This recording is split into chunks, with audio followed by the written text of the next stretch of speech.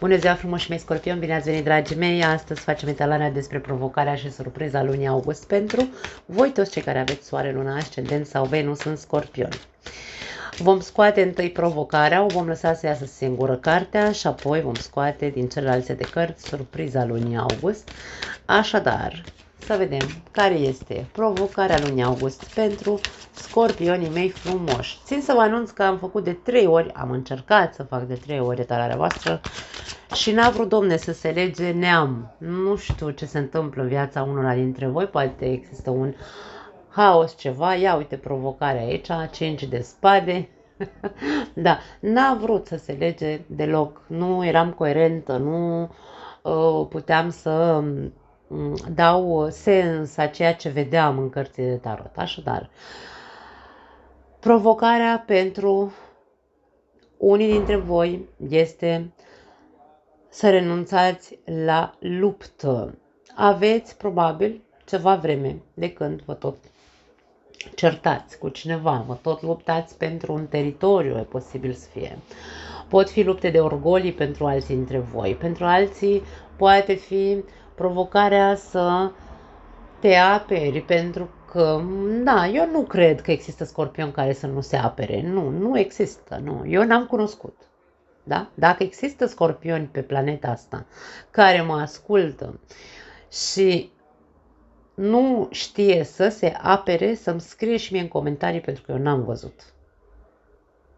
Da? Și nu e, Doamne ferește, un lucru rău, jos pălăria, normal, că trebuie să știm să ne apărăm când suntem atacați. Dar, poate, pentru unii dintre voi, aici vorbim despre e momentul să intri în luptă sau e momentul să lupți pentru ceea ce îți dorești, în cazul în care vorbim despre asta, nu neapărat de faptul că tu trebuie să te aperi, că nu cred că există scorpion care să nu știe să se apere, insist, da. Hai să vedem cu ce vine la pachet această provocare și ce sfaturi putem să găsim pentru voi. 4 de spade, prima carte. Interesant. Forța. 8 de bâte și nebunul. Wow! Ok, povestioara este despre, dragii mei, unii dintre voi aveți o situație în care, acum nu știu dacă, pentru cei care aveți aici discuții de foarte mult timp cu cineva, nu are importanță cu cine, nu? Eu nu văd aici parteneri de viață sau, mă rog, fiecare are certurile lui cu cineva anume, are luptele lui, da, vrejbele lui, cum se spune. Povestioara este despre faptul că tu ai ceva vreme de când te tot cerți cu cineva, te-ai cam săturat, așa ți s-a cam făcut lehamite aici. 4 de spade ne arată un moment în care zici am nevoie de liniște, am nevoie să mă gândesc, am nevoie să meditez, să văd de ce Dumnezeu nu ieșim de aici, da? Deci despre asta este povestioara, mă refer. Încerci să-ți menții calmul, încerci să dormi în toate discuțiile, probabil că nu se ajunge aici la un mare tam-tam, dar tu ai obosit, aici ne arată o certă oboseală, pentru că e ca și cum vorba lungă, sărăcia omului. Nu știu, na, poate discuțiile între voi au fost multiple, au fost, hai să spunem așa, intense, te-au consumat foarte tare de energie, chiar dacă tu ai încercat să controlezi, să te controlezi și să nu dai în cap cum ar veni, pur și simplu te-ai golit tu. Da? Deci aici văd o goliciune, sunt urmările acestor discuții de vorba lungă, sărăcea omului. Ai tot încercat cumva să deslușești o problemă, să rezolvi o problemă cu cineva anume cu care tot discutai și n-ajungeai nicăieri. Și tot nu s-a ajuns nicăieri. Până la, în momentul de față, probabil că tu ți s-a făcut atât de mult lehamite, dar nu este lehamite din aia de silă. Nu la asta mă refer. Lehamite de te las în plata ta pentru că eu nu mai pot. Și aici este vorba despre probabil că ignori, începi să ignori. Da. Provocarea este, da, povestea este ce am spus până acum, iar provocarea este Uh, Probabil, din ce văd aici în povesteară, e posibil ca provocarea să fie renunță la a mai lupta. Dacă nu vezi schimbări sau rezultate, da? Dacă nu vezi că se poate porni pe o altă cale, dacă nu vezi că se ajunge la un punct zero în care să ziceți ok, am ajuns în sfârșit la am finalizat, pentru că aici e un nou ciclu, da? Am finalizat, am luptat, dar, bineînțeles, dacă se vede că n-ai ajuns nicăieri cu această situație, persoană care te consumă, Cinciul de spade, în momentul de față, ca provocare, îți spune renunță, aruncă armele, nu mai are sens. Da? Dă-ți timp pentru tine să te recuperezi, pentru că nu mai ai nici măcar energie. Probabil că n-ar strica să comunici cel puțin acelei persoane cu care ai această luptă, să-i comunici că mai bine vă luați o distanță sau, mă rog, vă luați o distanță, n-a sunat în românește. Mai bine să vă distanțați o perioadă, pentru că tu ai nevoie să-ți recuperezi forțele, pentru că e ca și cum mai drenat, omule, nu mai pot cu tine, da? Deci aici este vorba despre asta pentru unii dintre voi, nu știu a cui e povestea, dar sfaturile tuturor cărților sunt, da, astea. Ia-ți un timp, distanțează-te de această problemă, aruncă armele, nu te mai lupta, nu te mai certa și vezi de treaba ta. Ușurează-te. Aici nebunul vine întotdeauna nebunul are bagaj. Trebuie să ținem cont de asta. Este vorba de a te elibera, de a te ușura și singurul lucru care stă în puterile tale este să pui distanță. Distanță psihică cu acea persoană sau acea situație, distanță comunicațională, distanță fizică, da? E singurul lucru care stă în mâinile tale, în forța ta, da? Ușurează-te, distanțează-te, eliberează-te, scutură-te, îmi vine să spun, și vezi drumul tău. Aici e vorba despre un nou drum.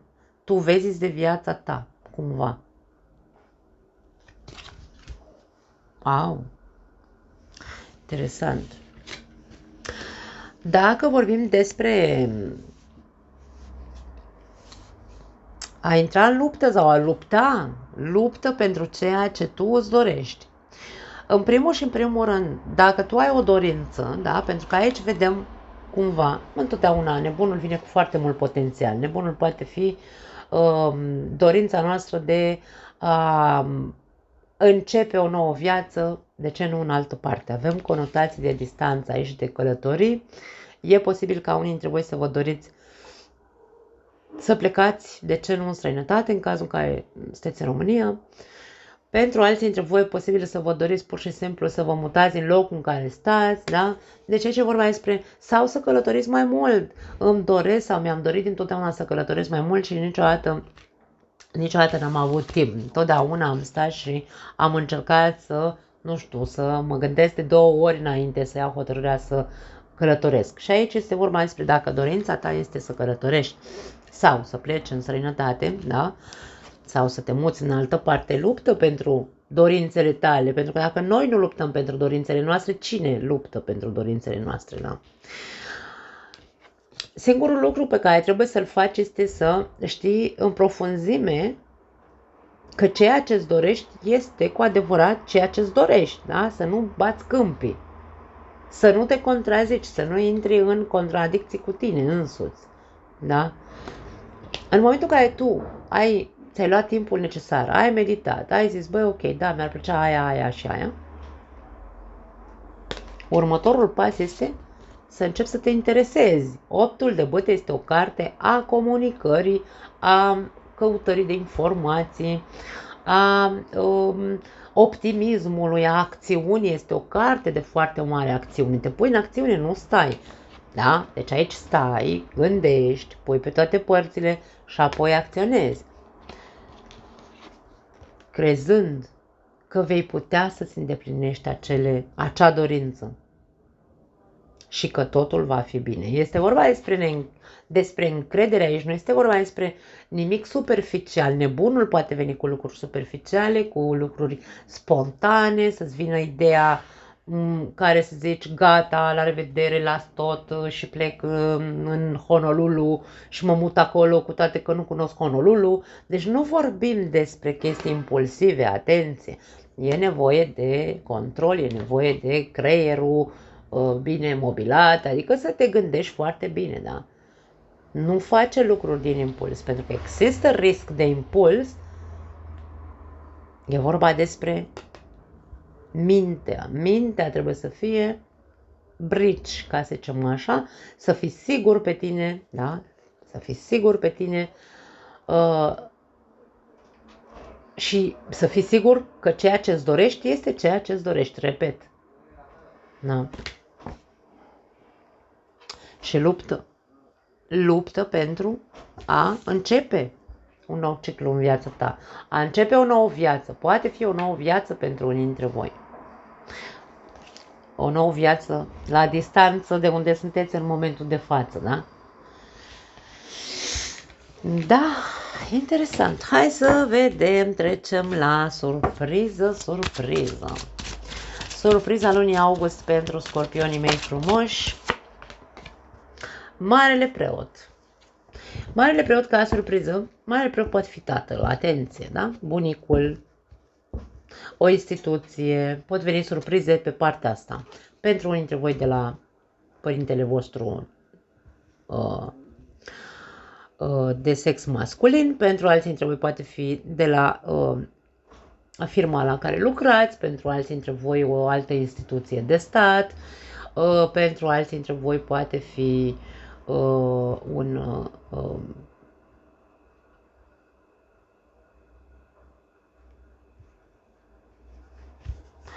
îmi vine să spun o creștere spirituală pentru unii dintre voi. Surpriza e că, uite așa, te trezești într-o dimineață și zici, băi, parcă am chef să învăț niște lucruri de-astea mai profunde. Niște lucruri care să aibă de văzut, de ce nu, cu lumea spirituală sau cu religia sau cu, nu știu, ceva de genul, da? Hai să vedem despre ce e vorba. E interesant. Marele preot poate fi un ghid spiritual, poate fi un profesor.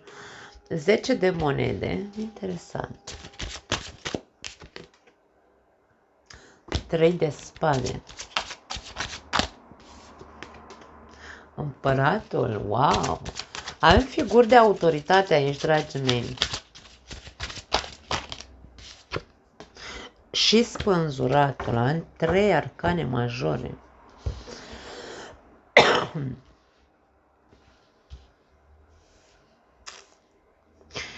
Ok, pentru unii dintre voi surpriza poate veni din partea tatălui, să spunem așa, dar nu o să fie o surpriză plăcută, este o surpriză, nu știu, e posibil, atenție, da, eu știu că poate nu ar trebui, poate ar trebui să-mi scot din context în a vorbi despre lucruri mai dureroase sau mai tragice, să zicem așa, în tarot, pentru că nu vreau să stimulez pe nimeni care să, nu știu,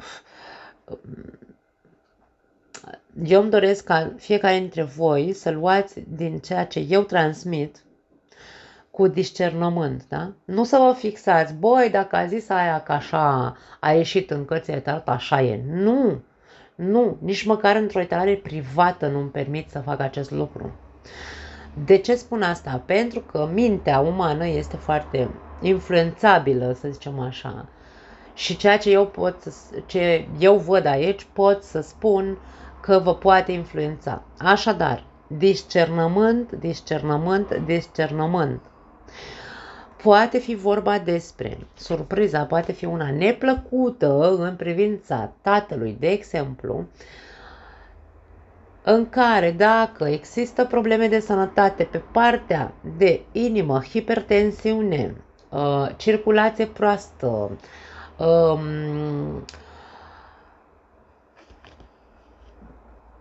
embolii, da? embolie, se zice, nu? La acele vase de sânge care se astupă. Tot ce ține de circulația sângelui în organism. Și știți că există probleme de sănătate pe parte de inimă sau de circulația sângelui, repet, acolo, insist, cer și acolo discernământ. Putem să vorbim despre asta. O problemă de sănătate a tatălui care ori recidivează, ori acum e prima oară când dă semnale mai, hai să le numim așa, mai puternice. Da? Și vorbim despre o instituție aici. Probabil că ți se va, nu știu, poate ți se spune că, uite, l-a internat pe taică-tu, că nu neapărat că i-a dat un infart, dar nu e tocmai bine din punct de vedere al sănătății. Ar putea să fie o surpriză neplăcută pe partea asta, da? Încearcă să fii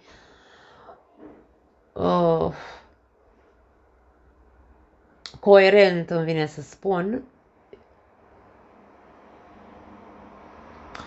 Nu văd să se întâmple ceva de rău cu tatăl tău ca să ne înțelegem. Nu. Pur și simplu este o...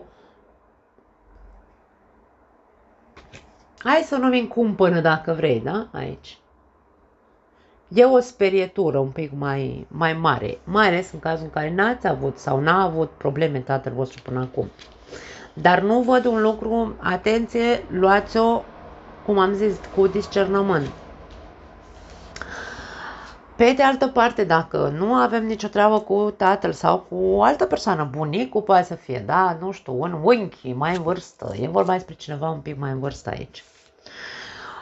Sau, de ce nu, dacă voi aveți o vârstă, ar putea să fie energia voastră, de ce nu? Aveți grijă și voi la palpitații, la căldură aici. Și acum vorbim despre plină vară, dragii mei, este foarte cald, inima, da, dacă noi nu ne hidratăm, ce știu eu, îți poate da te leșini pe stradă, nu știu, ai grijă, da? Deci poate fi și asta.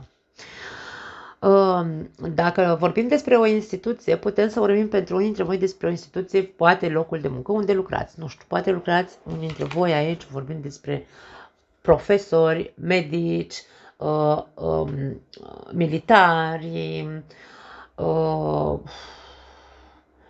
avocați,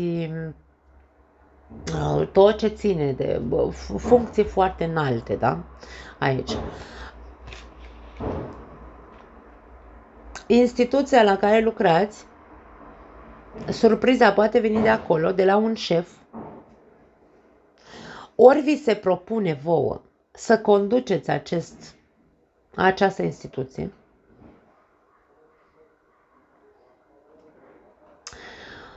ori abia acum vi se propune un contract la o instituție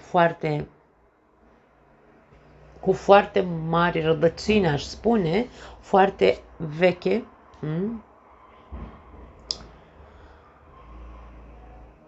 Și pe tine te văd cumva așa...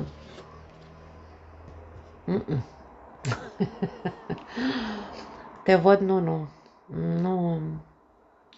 nu-mi doresc, adică nu e ceea ce îmi doresc, da. Nu-mi doresc să fiu eu șeful instituției astea, nu-mi doresc eu să stau să-mi bat capul, să mă doară pe mine capul toată ziua, bună ziua, că am atât de mare responsabilitate pe umerii mei, da. Aici e vorba despre un fel de, n-aș spune că e un refuz. Deocamdată te văd încă evaluând propunerea. Dar tind să cred că probabil 80% va fi un refuz din partea ta.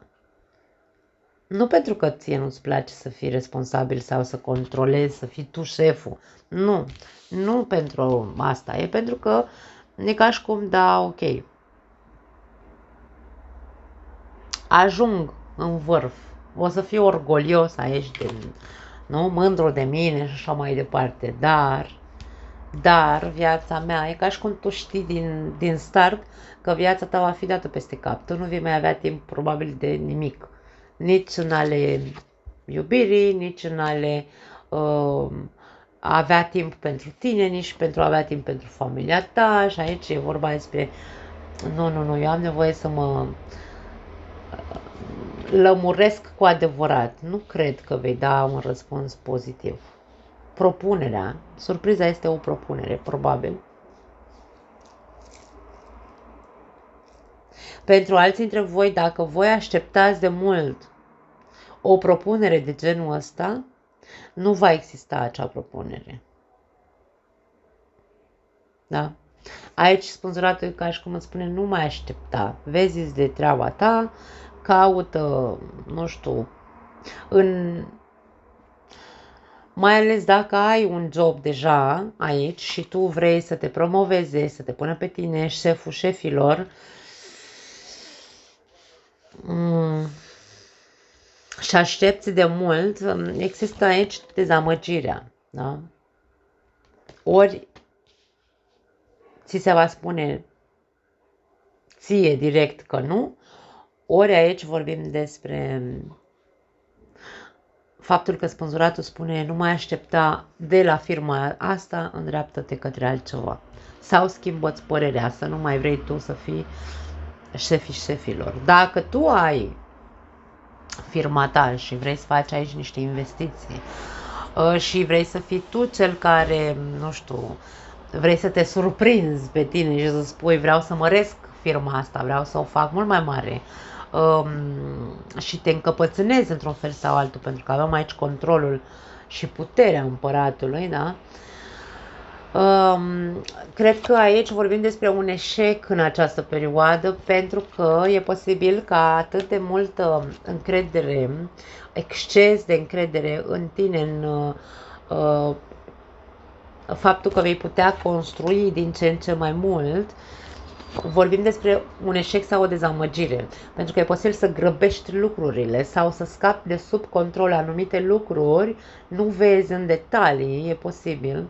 Și aici, bineînțeles, spânzuratul vine și spune, gândește-te mult mai bine înainte să te dezamăgești din cauza excesului de încredere.